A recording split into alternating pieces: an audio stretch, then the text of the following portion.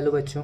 तो हमने breast anatomy की बात कर ली थी। ब्रेस्ट एनाटमी का जनरल इंट्रोडक्शन देख लिया था, उसके बारे में देख लिया था, उसके स्ट्रक्चर्स के बारे में देख लिया था, उसके स्ट्रक्चर्स पढ़ लिए थे। उसके बाद हमने उसकी नर्व सप्लाई देखी थी, आर्टीरियल सप्लाई देख रही थी, फिर हमने उसका वेनस ड्रेनेज देखा था और लिम्फेटिक ड्रेनेज देखा था। ठीक है, आज हम कवर करेंगे ब्रेस्ट की अप्लाइड एनाटमी के बारे में। तो पहले पिक्चर से समझने की कोशिश करेंगे।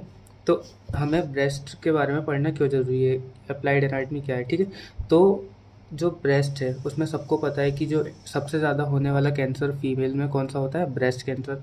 इसलिए हमें ब्रेस्ट को पढ़ना बहुत ज़्यादा ज़रूरी है। ठीक है, तो जो ब्रेस्ट कैंसर होता है उसके सिम्टम्स देख लेते हैं कि ब्रेस्ट कैंसर वाली अगर जो फीमेल आती है वो क्या क्या सिम्टम्स लेके आती है, फिर हमें उसको डायग्नोस कैसे करना है। ठीक है, तो ब्रेस्ट कैंसर के हम क्या देखेंगे, सिम्टम्स देखेंगे।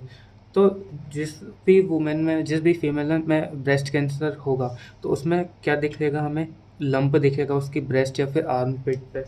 क्या दिखेगा, एक लंप दिखेगा। उसका जो निप्पल है वो निप्पल इन्वर्टेड यानी कि निप्पल रिट्रैक्ट हो सकता है, या फिर उसमें से कोई डिस्चार्ज प्रेजेंट हो सकता है निप्पल में। ठीक है, उसके बाद ब्रेस्ट की डिम्पलिंग यानी कि जो ब्रेस्ट की स्किन है वो रिट्रैक्ट हो जाएगी, उसका जो स्किन टेक्सचर है वो चेंज हो जाएगा, ये दिख सकता है हमें। उसके बाद जो ब्रेस्ट का शेप साइज़ है वो चेंज हो सकता है। ठीक है, ब्रेस्ट में नॉर्मली जो पेन नहीं होता था वो पेन हो सकता है, या फिर उसमें रेडनेस और स्वेलिंग भी देखने को मिल सकती है। तो क्या क्या दिख सकता है हमें ब्रेस्ट कैंसर के पेशेंट में। ब्रेस्ट कैंसर के पेशेंट में हमें एक लंप दिखेगा ब्रेस्ट या फिर आर्मपिट में, इन्वर्टेड या फिर रिट्रैक्टेड निप्पल, या फिर निप्पल में से डिस्चार्ज दिखेगा। ठीक है, ब्रेस्ट की डिम्पलिंग हो जाएगी, उसका स्किन टेक्सचर चेंज हो जाएगा, और उसके जो ब्रेस्ट शेप और साइज़ है वो चेंज हो सकता है, ब्रेस्ट में पेन हो सकता है, और redness and swelling of the breast देखने को मिलेगा। ठीक है, अब ये देखो, ये तुम देख रहे हो, ये रिट्रैक्शन ऑफ निप्पल की पिक्चर है। देख रहे हो, जो नॉर्मल निप्पल होता है वो कैसा रहता है, प्रोट्रूडेड रहता है, लेकिन जो ये निप्पल हमें देखने को मिल रहा है एक पेशेंट में वो कैसा है, रिट्रैक्टेड निप्पल है। ठीक है, उसके बाद ये देखो, जो ये एक्जिला वाला रीजन है, ये निप्पल है, ये ब्रेस्ट है, और ये जो एक्जिला वाला रीजन है उसकी जो स्किन है उसमें रिट्रैक्शन या फिर डिम्पलिंग देखने को मिल रही है। ठीक है, ये भी एक सिम्टम हो सकता है ब्रेस्ट कैंसर का। उसके अलावा प्योर डी ऑरेंज। ठीक है, ये एक कंडीशन होती है जिसमें जो ब्रेस्ट है उसका टेक्सचर कैसा हो जाता है, ऑरेंज लाइक टेक्सचर हो जाता है। ठीक, तो ऑरेंज लाइक टेक्सचर देखने को मिल रहा है। ठीक है, इस कंडीशन को बोलते हैं प्योर डी ऑरेंज। बात समझ में आ गई। ठीक है, तो हम पढ़ते हैं ब्रेस्ट अप्लाइड एनाटमी। ठीक है, तो देखो, क्लिनिकली ब्रेस्ट करना पढ़ना क्यों जरूरी है, क्योंकि ब्रेस्ट कैंसर हमें पढ़ना है। ठीक है, तो ब्रेस्ट कैंसर कहाँ से अराइज होता है, from epithelial cells of lactiferous duct. कहाँ से अराइज होता है, epithelial cells of lactiferous duct से अराइज होता है। ठीक है, अबाउट 60% जो केसेस रहते हैं वो अपर लेटरल क्वाड्रेंट में, हमने पढ़ी थी ये बात। जो 60% केसेस हैं वो कहाँ होते हैं, अपर लेटरल क्वाड्रेंट में होता है। अपर लेटरल क्वाड्रेंट में क्या होता है, हमने पढ़ा था, क्या होती है, एक्सिलरी टेल ऑफ स्पाइंस। और जो एक्सिलरी टेल ऑफ स्पाइंस एक अपल्चर से पास होती है, उसका तुम लोग मुझे कमेंट सेक्शन में बताओगे नाम, उस अपल्चर को क्या बोलते हैं। ठीक है, उसके बाद ब्रेस्ट कैंसर के साइन एंड सिम्टम्स, तो अभी हमने देखी पिक्चर में, अब हम पढ़ लेते हैं थ्योरी में। ठीक है, तो presence of painless hard lump, जो एक हार्ड लम्प प्रेजेंट हो सकता है वो पेनलेस हो सकता है। ठीक है, उसके अलावा फिक्स्ड एंड इमोबाइल ब्रेस्ट। ठीक है, जो ब्रेस्ट है वो फिक्स्ड हो जाएगा, इमोबाइल हो जाएगा।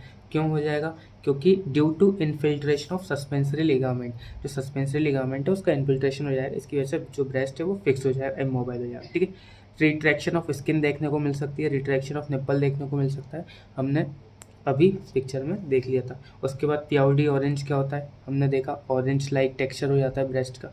ठीक है, बात समझ में आ गई। अब हम देखेंगे क्या, डेवलपमेंट ऑफ ब्रेस्ट। तो देखो, डेवलपमेंट ऑफ ब्रेस्ट पढ़ने से पहले हमें शुल्ट्ज मिल्क लाइन पढ़ना जरूरी है। देखो, एक लाइन होती है जिसको हम बोलते हैं मिल्क लाइन ऑफ शुल्ट्ज या फिर शुल्ट्ज मिल्क लाइन। ठीक है, होती क्या है, ये हमारे एक्जिला वाले रीजन से ग्रोइन वाले रीजन तक एक लाइन पास होती है, दोनों साइड। एक्जिला वाले रीजन से कहाँ तक, ग्रोइन वाले रीजन तक एक लाइन पास होती है, उसको हम क्या बोलते हैं, शुल्ट्ज मिल्क लाइन या फिर मिल्क लाइन ऑफ शुल्ट्ज। अब ये जो मिल्क लाइन रहती है ना, ये हम जो ह्यूमन्स है उसमें तो क्या होता है कि ये जो मिल्क लाइन रहती है वो क्या होती है, डिसअपियर होने लगती है, और सिर्फ इसका जो स्मॉल पार्ट है वो कहाँ पर रह जाता है, पेक्टोरल रीजन में। ठीक है, इसलिए यहीं पर जो है ह्यूमंस में ब्रेस्ट और निप्पल का टेक्सचर, निप्पल हमें देखने को मिलता है। लेकिन जो लोअर वर्टिब्रेट्स होते हैं, जो लोअर एनिमल्स रहते हैं, उसमें जो ये मिल्क लाइन रहती है ना, वो क्या है ना, वो डिसअपियर नहीं होती है, इसलिए उनमें हमें क्या है ना, मल्टीपल निप्पल्स देखने को मिलते हैं। बात समझ में आ रही है? तो जो डेवलपमेंट ऑफ ब्रेस्ट पढ़ रहे थे, तो डेवलपमेंट ऑफ ब्रेस्ट कहाँ से होता है? मिल्क लाइन ऑफ शुल्ट्ज से होता है। ठीक है, ये जो लाइन है ये कब अपियर होती है एम्ब्रियो में? 4th वीक में। कब अपियर होती है? 4th week of embryonic life में ये जो शुल्ट्ज मिल्क लाइन है ये अपियर होती है। उसके अलावा कहाँ से कहाँ तक एक्सटेंड करती है? तो अभी हमने पढ़ा एक्सुला से ग्रोइंग वाले रीजन तक एक्सटेंड करती है। जो लोअर एनिमल्स रहते हैं उसमें सेवरल मेमोरी ग्लैंड्स डेवलप होते हैं अलोंग दिस लाइन। ठीक है, क्योंकि उसमें डिसअपियर नहीं होती है। ठीक है, ह्यूमंस की बात करें तो ह्यूमंस में क्या होता है?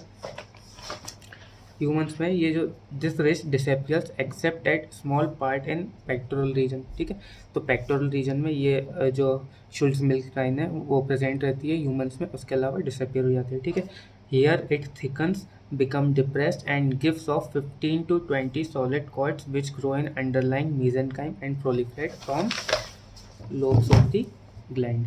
ठीक है, बर्थ के टाइम पे क्या होता है? Depressed ectodermal thickening raised to form nipple. क्या? जो एक्टोडर्मल थिकनिंग रहती है वो रेज हो जाती है और क्या बनाती है? निप्पल। ठीक है, stroma of breast develop from surrounding mesoderm. ठीक है, जो स्ट्रोमा ऑफ ब्रेस्ट रहता है वो कौन बनाता है? मीजोडर्म। ठीक है, निप्पल कौन बनाता है? एक्टोडर्म। बात समझ में आ गई? अब हम कुछ इसकी डेवलपमेंटल एनोमलीज की बात कर लेते हैं। किसकी? ब्रेस्ट की कुछ डेवलपमेंटल एनोमलीज की बात कर लेते हैं। तो देखो, अभी हमने पढ़ा था जो शुल्ट्ज मिल्क लाइन थी वो ह्यूमंस में क्या हो जाती है? डिसअपियर हो जाती है, और सिर्फ कि कौन से रीजन में रहती है?